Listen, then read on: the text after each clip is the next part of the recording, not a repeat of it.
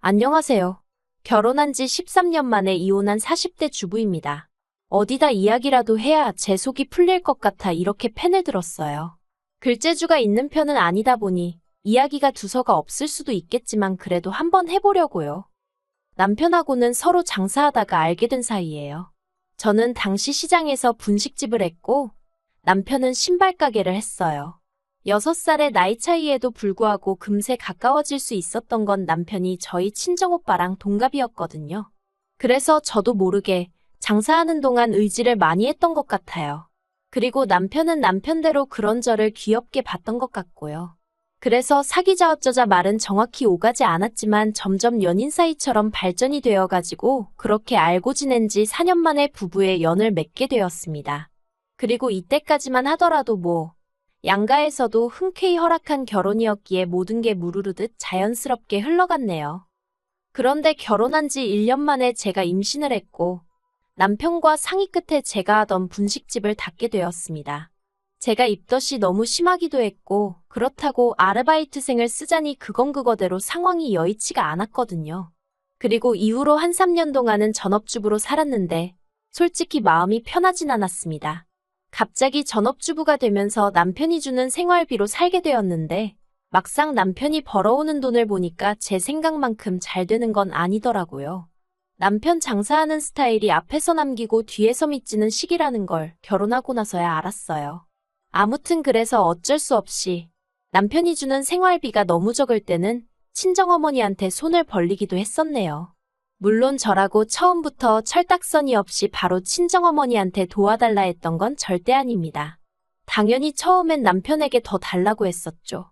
하지만 돌아오는 대답은 장사가 안 돼서 없다고 하거나 마치 제가 돈을 헤프게 써서 부족한 것 아니냐는 식이었으니 솔직히 나중에는 치사하고 더러워서 말도 꺼내기 싫더라고요. 그리고 그 무렵 온라인 쇼핑몰들이 우후죽순 생겨나면서 시장에서 신발 사시는 사람들이 현저히 줄어든 것도 문제였습니다. 그래서 제가 한 번은 남편더러 이참에 우리도 신발 가게를 접고 다른 장사를 해보는 게 어떻겠냐고 말을 꺼냈었는데 대번에 저더러 집에만 있으면서 뭘 한다고 까부냐는 식인 거예요. 솔직히 생각해보면 저도 남편이랑 결혼해서 애 낳고 살기 전에는 6년이나 장사를 하던 사람이었는데 말이에요. 아무튼 이후로 저도 애 키우고 살림하느라 정신이 없다 보니 남편이 고집까지 피우는 마당에 그걸로 실랑이 할 여력이 없었습니다. 그리고 이래저래 시간은 훌쩍 흘러 애가 어린이집에 다니기 시작했는데 거기서 여러 엄마들을 보고 있으니까 남편 하나만 바라보고 살다간 우리 애 해줄 것도 못 해주고 정말 큰일 나겠구나 싶더라고요. 하지만 제가 당장에 할 수 있는 일은 많이 없었고 그래서 고민 끝에 친정어머니한테 3천만 원을 빌려서 도시락 가게를 열었는데 그게 소위 대박이 났어요. 사실 분식집을 하기 전에는 오랫동안 반찬 가게에서 아르바이트를 했었어요. 저는 공부에는 영 소질이 없다 보니까 고등학교 때부터 이 아르바이트 저 아르바이트 많이 하기도 했었고 그러다 음식 쪽에서 좀 재미를 느꼈거든요. 그런데 제가 그렇다고 무슨 요리사가 되고 싶다 그런 건 아니었고 그냥 제가 한 음식을 사람들이 좋아하는 모습을 보는 게 좋았달까요? 그리고 솔직히 당시에는 제가 나이가 워낙 어렸다 보니까 식당에서 아르바이트를 하더라도 기껏해야 테이블이나 치우고 설거지나 하게 되지 제가 음식을 만들 기회는 전무했어요. 그런데 반찬 가게는 달랐습니다. 매일매일 거의 똑같은 메뉴이긴 했어도 제가 다 하는 건 아니었어도 주인 할머니랑 이모님들한테 배워가면서 직접 한다는 의미가 있었거든요. 지금 생각해보면 기껏해야 끓이고 버무리는 수준이었긴 하지만요. 그래도 그때 배운 게 밑거름이 되어서 도시락 가게 운영을 잘할 수 있었던 것 같아요. 남편은 제가 돈을 벌기 시작한 이후로 이제 너도 버니까 생활비는 반반씩 부담하자고 나왔습니다. 생활비뿐만 아니라 애 키우는데 들어가는 돈도 반반씩 내자고요. 지난 몇 년 동안 외벌이 하느라 힘들었고 그래서 시부모님도 제대로 못 챙긴 게 마음에 걸린다면서 말이에요. 뭐라고 꼭 집어 말하긴 어려웠지만 치사해서 알겠다 했습니다. 그리고 그때부터 정말 칼같이 150만 원씩 각출해서 썼어요. 양가 부모님께 들어가는 돈이나 경조사 비용도 네 지인이냐 내 지인이냐 따져가면서 했고 그렇게 따지기 애매한 사람이면 딱 절반씩 부담했지요. 친정어머니가 부부지간에 그렇게 정없이 사냐면서 혀를 차신 적이 한두 번이 아니지만 그래도 그때 이미 사랑해서 산다기보다는 애 때문에 산다는 생각이 더 강했던 것 같습니다. 그렇다고 이혼을 하기엔 왠지 엄두가 안 났고요. 그리고 한편으론 좋게 생각하는 성격 때문인지 차라리 이게 낫다 싶었던 적도 있어요. 그간 제가 어려울 때 친정에서 심적으로나 물질적으로나 여러 가지 도움을 받았기에 잘해드리고 싶은 마음이 컸는데 그동안 남편 눈치를 살피느라 막말로 사과 한 상자 사드리기 어려웠었거든요. 그리고 제가 한창 돈 버는 재미에 빠져있던 무렵 친정아버지께서 돌아가셨습니다. 워낙에 건강하셨기에 그렇게 허무하게 돌아가실지 몰랐는데 심장마비였어요. 친정아버지 코골이가 심해서 친정어머니랑 방을 따로 쓰고 계셨는데 그런 와중에 돌아가신 거지요. 친정어머니가 당신 탓이라며 얼마나 자책을 하시던지. 저나 친정오빠가 그렇게 생각지 마시라고 몇 번이나 말씀드려도 소용이 없었어요. 게다가 두 분이 사이가 좋으셨던 탓인지 친정어머니는 친정아버지의 장례가 끝난 이후에도 집에 들어가시기를 몹시 힘들어하시대요.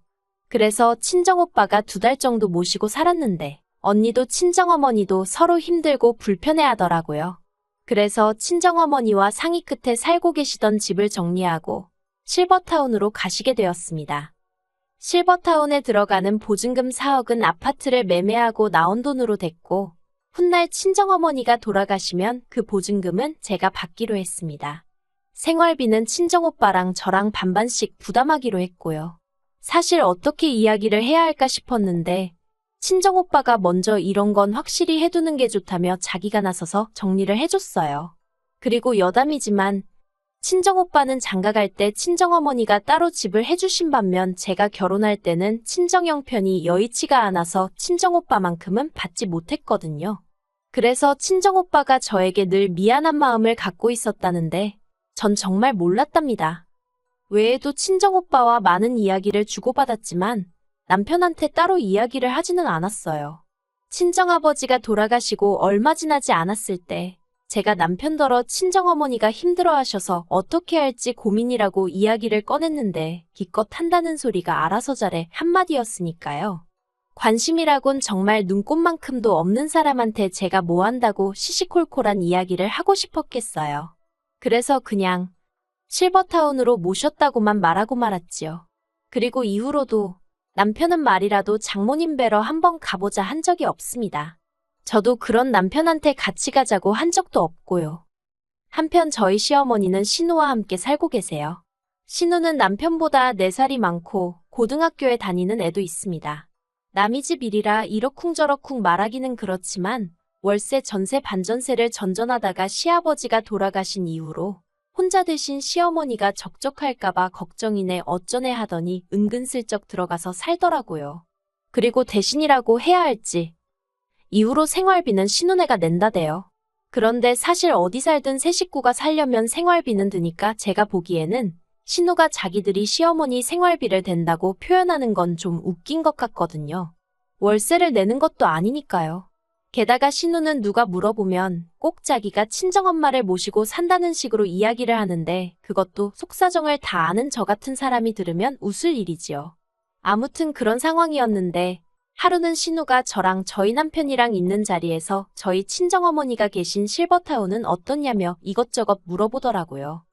남편이야 뭐 아는 게 하나도 없으니 저만 보고 있고 그래서 제가 아는 선에서 가감없이 이야기를 해줬습니다. 보증금이 얼마고 시설은 어떻고 그랬더니 아마 자기가 생각했던 거랑은 많이 차이가 있었나 봐요. 그렇게 비싼 곳에 계시냐면서 한숨을 푹푹 내쉬더니 일단 알겠다 하더라고요. 그리고 저는 그렇게 그 주제로는 이야기가 끝났다고 생각했어요. 그런데 그런 대화가 오가고 얼마 후 신우가 또 만나자며 연락을 해왔습니다. 시어머니한테 실버타운 이야기를 꺼냈더니 좋아하시더라면서 한번 방법을 찾아보자대요.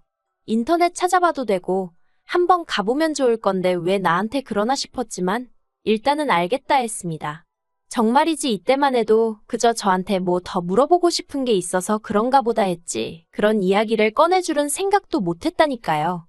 신우가 말문을 열기를 자기는 시어머니를 실버타운에 보내드리고 싶답니다. 그래서 제가 그러냐고 그러면 지금 사시는 집을 파셔야 하는 거 아니냐고 조심스레 물었어요. 왜냐면 어쨌든 저도 그 집안 며느리로 산지 10년이 넘었으니 시어머니 재산이 얼마나 될지 대충은 알고 있었으니까요. 그런데 재산이랄 게 시아버지랑 사시던 그 집 말고는 아예 없으세요. 땅이고 뭐고 그런 것도 없으시고 연금도 받으시는 노령연금인가 그게 전부라고 들었거든요. 그래서 집을 파셔야 하겠다 하니 신우가 대번에 얼굴색을 바꾸면서 그런 건 자기가 알아서 할 거랍니다. 그러니 저도 뭐 딱히 할 말이 없어서 그러냐 했지요. 하지만 속으로는 집을 안 팔고 무슨 돈으로 실버타운에 보내드리고 싶다는 건가 싶대요. 그리고 그때 신우가 전혀 예상치 못한 소리를 하더라고요. 자기가 알아본 실버타운 보증금이 5억인가 그렇다며 그걸 저희 부부더러 반 정도 보태달라는 겁니다. 어이가 없어서 집을 팔아서 보증금을 하셔야지 갑자기 그걸 왜 저희한테 보태달라고 하시냐고 그건 어렵다고 딱 잘라서 이야기를 했어요. 그랬더니 저더러 친정어머니는 몇 년째 실버타운에 모시고 있으면서 어떻게 그런 식으로 이야기를 하냐대요. 그래서 제가 이 사람한테 못 들으셨냐고 친정어머니 실버타운에 들어가는 비용은 전부 다 제 주머니에서 나왔지. 남편한테서는 이론 한 푼 받은 게 없다고. 그러니까 시어머니를 실버타운에 보내드리든 어쩌든 그에 관해서는 남편과 따로 이야기하시라 했습니다. 저랑은 상관없는 이야기라고요. 그러자 신우가 남편더러 너는 입이 없냐 왜 말이 없냐 진짜냐 따발총처럼 쏘아대기 시작했고 남편은 남편대로 저를 쳐다보면서 너는 무슨 말을 그렇게 하냐고 정색을 하는 거예요. 그래서 남편더러 내가 없는 소리 한 것도 아닌데 뭘 화를 내느냐고 할 이야기 더 있으면 언니랑 나가서 하고 오라 했습니다. 그랬더니 두 남매가 저를 어이없다는 듯 쳐다보길래 저도 왜요? 한마디 하고는 안방으로 들어가서 문 닫고 음악 틀고 있었네요. 그리고 1시간쯤 지나서 거실로 나가니 신우는 그새 갔는지 안 보이고 그래서 평소랑 다름없이 저는 저녁 식사를 준비하기 시작했는데 남편이 저더러 진짜 그렇게밖에 말을 못하냐면서 너무하다는 겁니다. 내가 뭐가 너무하냐니까 솔직히 제 가게 장사 잘 되는 것도 자기가 뻔히 아는데 그렇다고 제가 시어머니 용돈을 한번 제대로 챙겨드린 적이 있냐? 여행을 보내드려 본 적이 있냐? 한마디로 말도 안 되는 시비를 걸더라고요.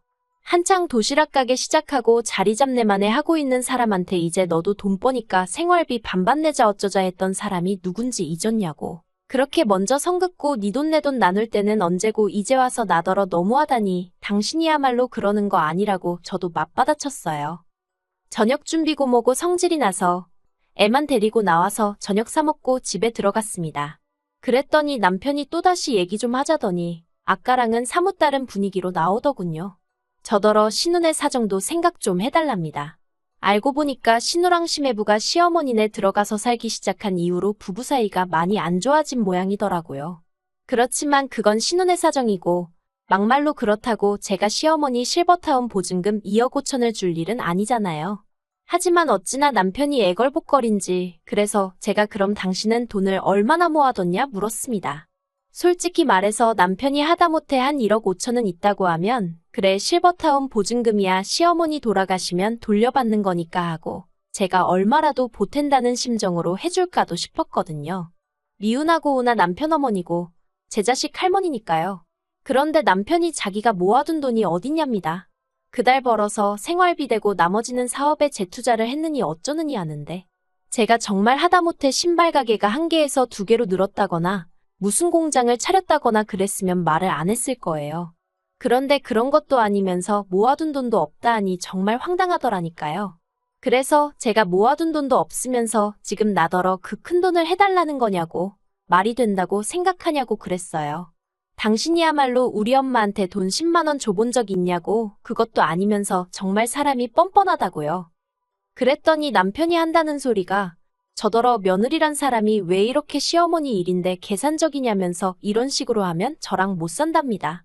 근데 그 소리를 들으니까 정말 순간 눈 돌아간다는 게 이런 거구나 싶대요. 그래서 남편더러 당신은 뭐 얼마나 대단한 사위 노릇을 한 줄 아냐고 잘 됐다고 이참에 그냥 이혼하자 했어요. 그리고 제가 그렇게 내지르고 나니까 그제서야 남편이 제 눈치를 살살 살피던데 너무 꼴도 보기 싫더라고요. 그런데 애 데리고 당장 갈 만한 친정이랄 곳도 없고 그렇다고 친정오빠네로 가자니 언니 보기도 남사스럽고 그래서 집에서 버티고 있으면서 이혼 진행했습니다. 남편이 이혼 못한다고 이런 걸로 무슨 이혼이냐며 하도 고집을 피워댔기에 결국 변호사 사서 소송하고 2번은 죽었다 깨나도 못할 만큼 지치고 힘든 시간이었지요. 하지만 그래도 결국 남남이 되었습니다. 남편이 자기가 애를 키울 테니 양육비를 저더러 달라고 했지만 정서적으로나 경제적인 면에서 제가 남편보다 상황이 좋았기에 원래도 양육권은 엄마 쪽이 유리하다고 하더라고요. 그래서 제가 아이를 키우고 남편한테 양육비를 받는 건 정말 치사하고 더럽겠다 싶어서 아파트를 제가 갖는 선에서 정리했어요. 아파트 살 때도 솔직히 남편보다 제 돈이 더 많이 들어가긴 했지만 그래도 얼마 손해보는 게 무서워서 남편하고 매달 양육비로 실랑이 할 바에는 아파트 받고 신경 끄고 사는 게 낫겠다 싶대요. 그리고 친정어머니한테는 아직 이혼했다 소리는 못했습니다.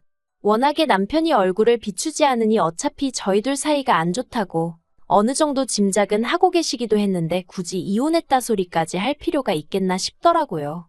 친정오빠한테는 이야기했는데 오빠는 저더러 잘했다고 하대요.